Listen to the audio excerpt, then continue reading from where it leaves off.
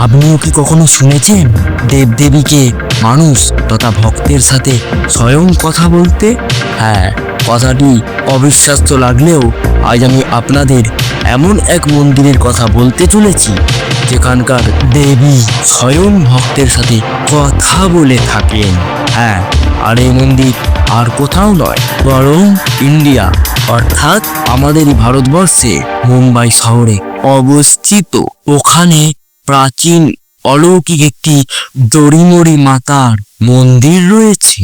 শোনা যায় এই মন্দিরে যদি কোনো ভক্ত মাতাকে কোনো রকম প্রশ্ন করে থাকেন তাহলে তার জবাব স্বয়ং মাতা নিজে দিয়ে থাকেন। কোনো এক সময় প্রায় 360 বছর আগে উন্নয়ন না হবার কারণে এটি জঙ্গলে ভরে থাকতো। আর এই জঙ্গলের পাশে একটি সরোবর অর্থাৎ জলাশয় ছিল। প্রতিদিন এক গোমাতা নিজে থেকেই ওই স্থানে চলে আসতো এবং অকস্মাৎই দুগ্ধ প্রবাহিত হতে শুরু করত। ওই সময় একদিন ওই স্থান দিয়ে একটি মানুষ যাচ্ছিলেন। তিনি যখন এই কাহিনী দেখেন সম্পূর্ণভাবে হয়রান হয়ে যান। ওই স্থানে কি আছে দেখার জন্য ওই ব্যক্তি একটি কুঠার দিয়ে প্রহার করেন ওই স্থানে।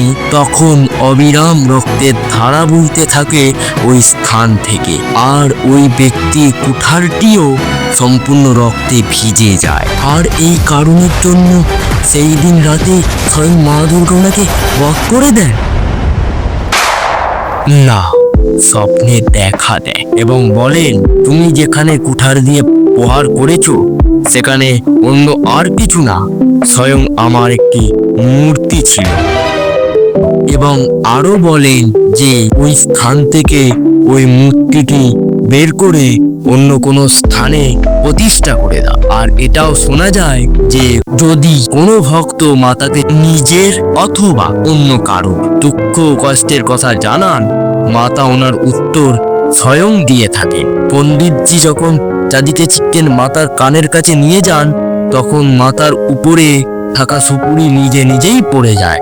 আর এটার পরেই কোনো প্রশ্নের উত্তর পাওয়া গিয়ে থাকে। তাহলে কমেন্টে ঝটপট জয় মাতাজি লিখে ফেলুন এবং এরপর আপনারা কোন টপিকের বিষয় ভিডিও দেখতে ইচ্ছুক সেটা জানিয়ে লাইক শেয়ার সাবস্ক্রাইব করে যান। জয় শ্রীরাম।